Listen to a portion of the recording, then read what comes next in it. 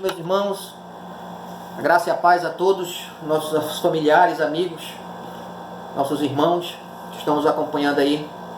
Mais uma noite de louvor, oração e compartilhar a palavra de Deus para a glória do nosso Senhor Jesus Cristo.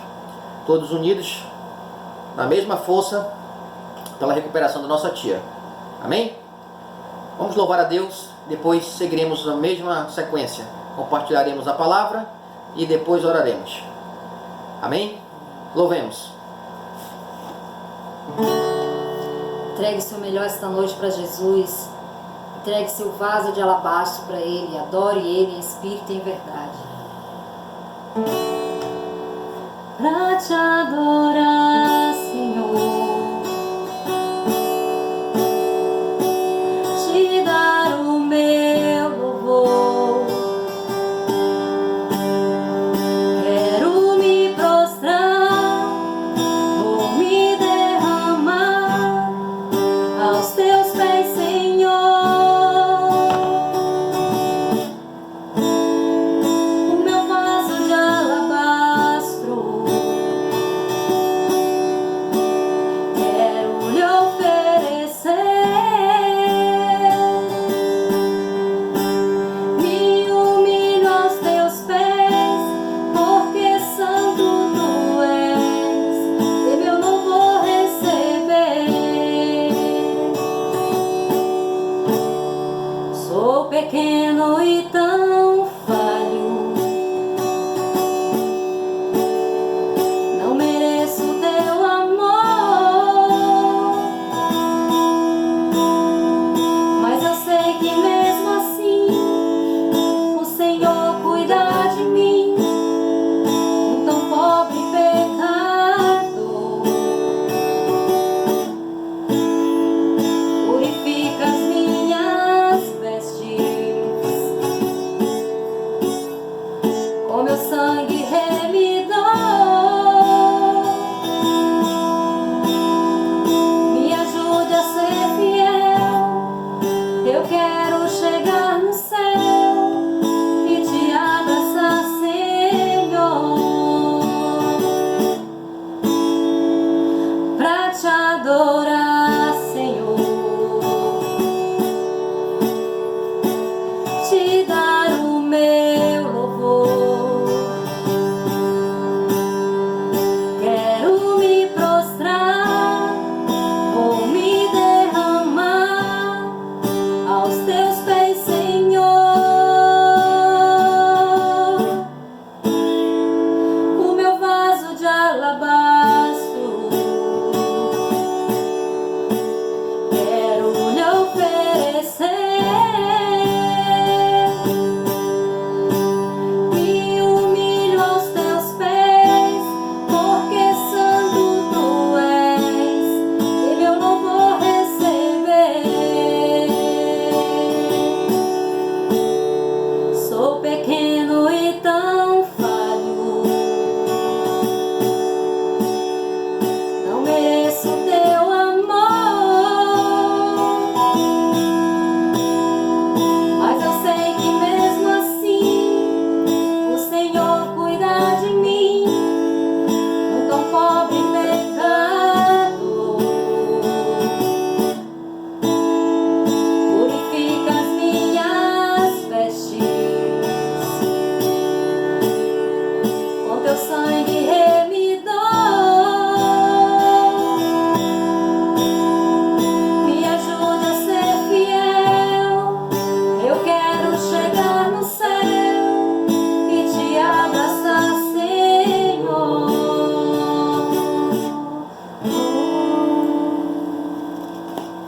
Amém, meus amados? Hoje nós vamos compartilhar uma palavra que está no livro de Isaías, no profeta Isaías, famoso capítulo 41 do livro de Isaías. Eu vou tentar fazer mágica, vou tentar ler ele todinho em pouquíssimo tempo com vocês. Fazer um breve resumo para que nós venhamos entender, tá ok? Esse capítulo ele é escrito aqui no contexto que Deus levanta Ciro, né, rei da Pérsia, para guerrear contra a Babilônia, na qual tinha Israel no seu cativeiro. tá ok? Então o Senhor levanta Ciro para guerrear e o Senhor liberta Israel do seu cativeiro. E a gente vai ver algumas coisas aqui interessantes, que inclusive o louvor falou algumas passagens aqui, alguns versículos que a gente vai ver aqui. Interessante. Ele começa dizendo assim: ilhas, calai-vos e escutai, renovem os povos as suas forças, aproximem-se e então falem, juntos apresentem-nos para o julgamento. Então aqui nós temos uma convocação, né, de Deus. Ilhas aqui são os povos, são nações, as ilhas onde as pessoas moram. Ele está convocando aqui os povos, né? Essa aqui é os povos gentílicos da região. Ele diz, convoca e diz: calai-vos e escutai. É um pronunciamento de Deus que não quer a participação de ninguém. É só para ouvir o seu julgamento, a sua sentença, na qual ele vai decretar aqui neste momento. Tá ok? E aí no versículo 2 ele diz assim: quem suscitou do Oriente? Aquele que a justiça chama para segui-la, a quem entrega as nações e sujeita os reis. A sua espada o reduz ao pó, o seu arco os torna como a palha levada pelo vento. Ele os persegue e avança tranquilamente por uma vereda que os seus pés mal tocam. Né? Rapidez. Ele está falando aqui de Ciro, o persa. Né? Ele está falando desse rei aqui que está se levantando do Oriente para proclamar a justiça entre as nações, e que vai sujeitar os reis, que vai derrotar os reis, que a espada, o seu exército, vai reduzir os outros ao pó, o seu arco, né? E o seu exército avança com uma grande velocidade que os seus pés mal tocam. Ok? Então aqui nós vemos aqui que Deus está levantando um pagão, né, um gentil, né, como instrumento de justiça. Aí no versículo 4 tem uma pergunta-chave que Deus faz. Depois de falar tudo isso, ele fala assim: e quem o fez cumpriu? Né? Quem o fez e cumpriu? Deus está perguntando: quem colocou Ciro? Quem levantou Ciro? Quem vai fazer com que Ciro cumpra, né, esse decreto, esse julgamento? Essa é a pergunta que Deus está fazendo. Né? E ele mesmo responde: aquele que desde o princípio chamou à existência as gerações. Quem foi que desde o princípio, né, ex nihilo, do nada, criou tudo, chamou à existência? Deus. Né? E ele responde: eu. Né? A abreviatura do eu sou. Né? Eu, o Senhor, sou o primeiro, o alfa. E com os últimos, o ômega, ainda serei o mesmo. Né? Está falando aqui da sua eternidade. O alfa e o ômega, o primeiro e o último. Eu, o Senhor, foi quem está levantando Ciro como o instrumento, um cetro de justiça para as nações gentílicas. E mais para frente ele vai falar também para libertar Israel, o meu povo. Então vamos já chegar lá. Eu estou indo um pouco rápido porque o capítulo é grande, então a gente não pode perder tanto tempo, senão o vídeo vai ficar muito longo. Aí ele fala no verso 5, né, as ilhas ou os povos, né, viram e sentiram medo, aqui de Ciro. Né? Os confins da terra tremeram, eles se aproximam, o exército de Ciro, eles vêm chegando. As nações que estão com medo, cada um ajuda o seu companheiro e diz ao seu irmão: vamos lá, coragem. O artífice dá coragem ao ourives, aquele que alisa com o martelo ao que bate na bigorna, dizendo a respeito da solda: ela está boa.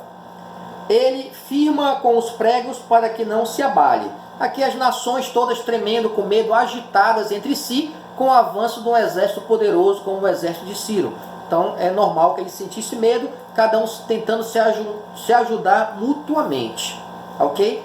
Aí o autor aqui, o profeta, passa aqui agora para Israel, que é um povo que está cativo na mão dos babilônicos, aonde o rei Ciro vai guerrear, vai vencer essa guerra e o povo vai ser liberto do exílio aí. Ok? O povo de Israel. Então Deus dirige uma palavra agora direto para eles, para o seu povo. E com um carinho, né, a gente vai ver aqui no texto, ele diz: e tu, Israel, meu servo, né? Veja aí o grau de relacionamento de Deus para com o seu povo, né? Apesar de estar no exílio, estar escravo, estar cativeiro, né? Deus não desassistiu, Deus estava presente com eles. E tu, Israel, meu servo, a Jacó, a quem escolhi, né? A quem eu elegi, né? Fazendo aqui referência ao privilégio da eleição de Israel por Deus, né? Não existia nenhum outro povo, quer dizer, de todos os povos, Deus escolheu Israel, né?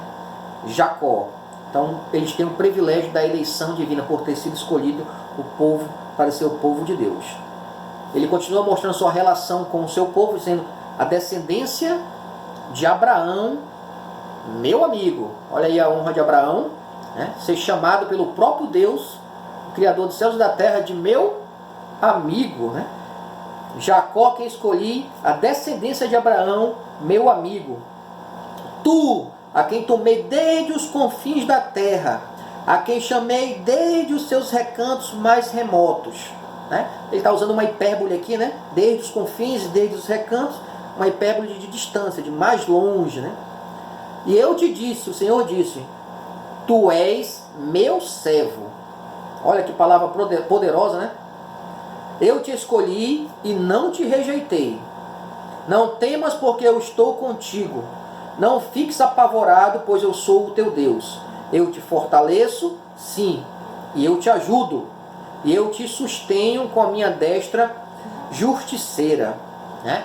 Deus aqui dando todo um apoio a Israel para que eles não ficassem temerosos com medo da aproximação do exército persa de Ciro, porque aquele levante daquele exército, na verdade, era a mão do Senhor, seu Deus, agindo para a sua libertação.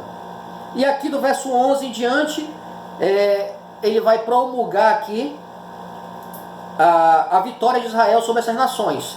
Então eu não vou ler versículo por versículo, vai demorar muito, eu vou só ler e vou chegar na parte que eu quero. Aí Israel vai triunfar. Serão envergonhados e humilhados todos os que se encolerizam contra ti. Reduzirão a nada e perecerão aqueles que contendem contra Israel. 12. Tu procurarás, mas não encontrarás os que te combatem. Eles serão reduzidos a nada e ficarão aniquilados aqueles que te fazem guerra. Com efeito, eu, Senhor teu Deus, te tomarei pela sua destra e te direi: não temas, sou eu que te ajudo. Aqui no 14 é o verso que a Tatiana cantou ali na música, né? Não temas, vermezinho de Jacó, e tu, bichinho de Israel. Falando sobre a pequenez de Israel, né? Falando sobre a pequenez do ser humano diante de Deus. Tão pequenos, né? Eu mesmo te ajudarei, oráculo de Deus, o teu Redentor e o Santo de Israel. Eis que farei de ti um trilho capaz de malhar, novo e bem cortante, né? A capacidade de se erguer novamente, se tornar uma nação forte para a guerra. Trilharás um monte, reduzindo a pó dos outreiros, farás um montão de palha. 16.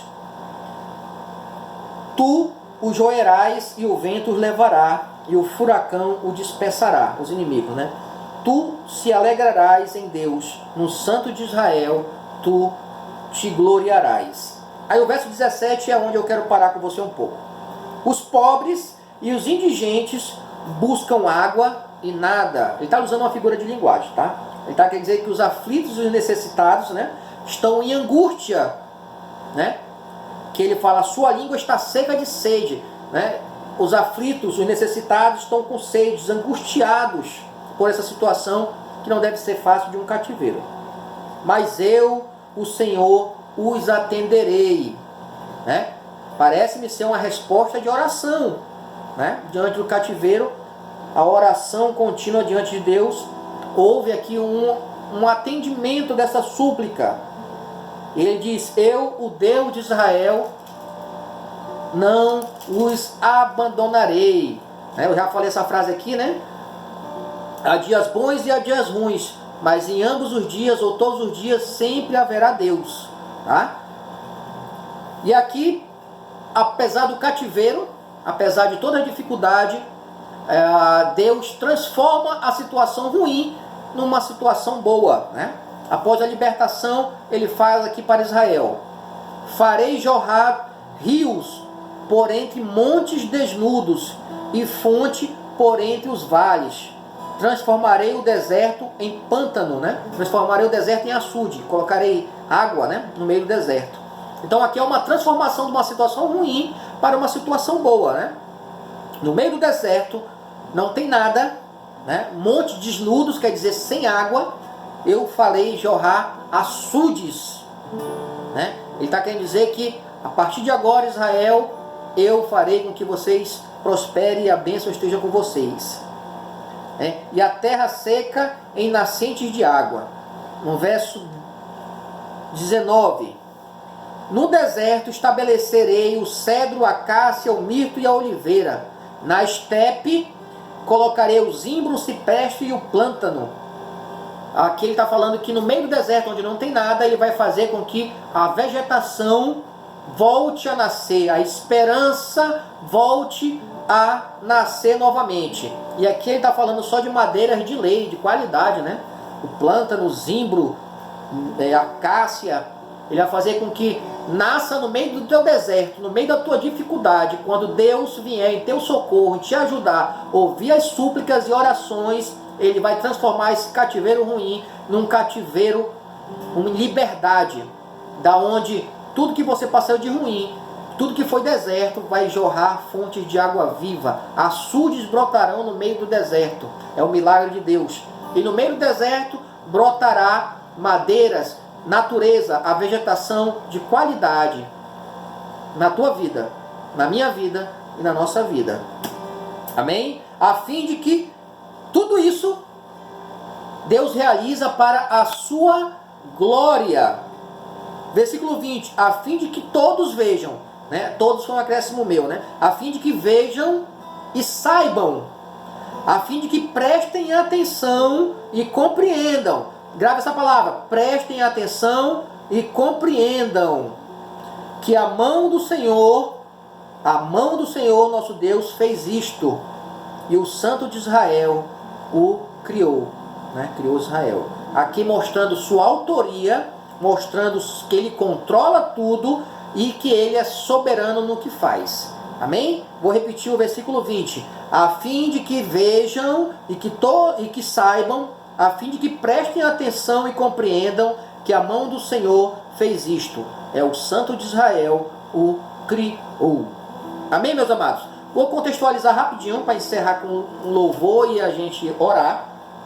Quero dizer para você que a gente leu essa passagem e a gente está vivendo uma época, um período agora da pandemia do coronavírus 19, né? Que não assola somente o Brasil, mas o mundo todo está sendo assolado, né? Como a gente leu ali, o mundo todo parece que está tremendo, o mundo todo está com medo, né? O mundo todo não sabe como reagir diante das mortes e dos problemas que vem ocasionando na vida de todas as pessoas, né?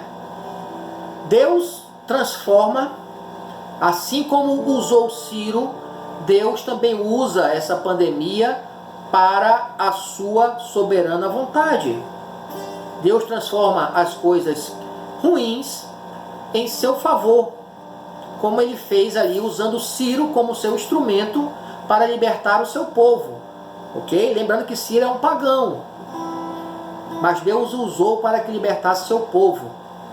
Usou aquela pessoa que não era um cristão para que ele guerreasse e libertasse o seu povo Israel. Os propósitos de Deus se cumprem de todas as formas. Eu estou falando isso para que você entenda que a pandemia sim é ruim, a pandemia tem causado muito estrago, mas nós também precisamos aprender algumas coisas. Nessa pandemia, talvez nunca se tenha falado tanto de Deus, não só no meio cristão, mas no meio gentílico, no meio daqueles que não conhecem a Cristo, que não servem a Cristo. Talvez nunca tenha se visto tantas frases de orações, tantas frases sobre Deus, nunca tenhamos visto tantos vídeos em cenas tristes de enterros que a gente acompanhou, o nome de Deus, a fé sendo manifesta. Não teve ateísmo, não teve uma outra pessoa, não teve nada a ser invocado em hospitais, em lares, em todos os países, a não ser o nome de Deus. O nome de Deus acabou de estar sendo glorificado mesmo no meio desta pandemia, meus irmãos. Deus utiliza dessas catástrofes, dessas pandemias e tudo mais a seu favor, né? Então, o que eu quero dizer para você é: a nossa tia está enferma, mas ela é Israel, ela é uma escolhida de Deus, ela é uma serva do Senhor Jesus Cristo, então ela repousa sob a soberana vontade do Senhor. E se for a vontade do nosso Deus, Ele vai libertar ela dos cativeiros da morte, como libertou Israel do cativeiro babilônico.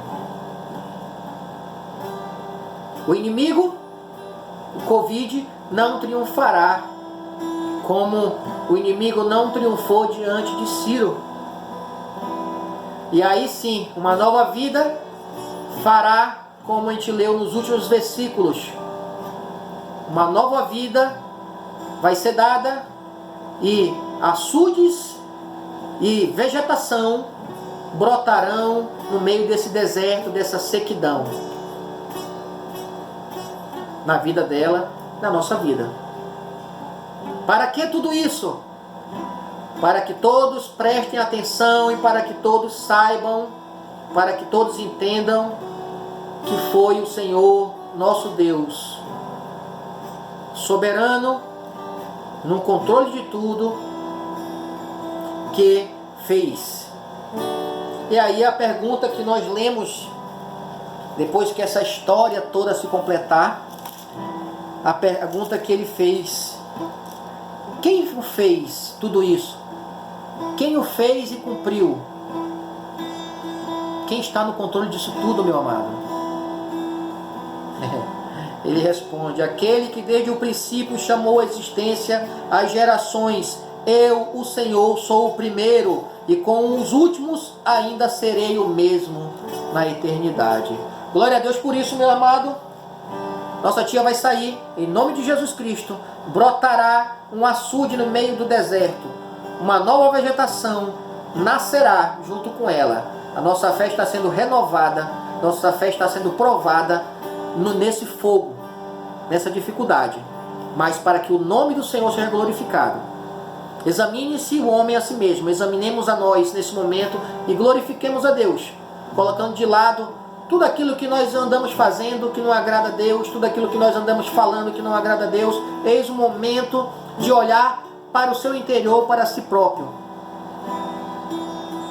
Saia do seu cativeiro e deixe o Senhor operar esse nascimento dessa liberdade na sua vida, na minha vida, de todos aqueles que sabem e têm a certeza que mesmo nessa caminhada cristã, não estou dizendo que você não é cristão, estou dizendo que mesmo nessa caminhada nossa fé muitas vezes esmorece.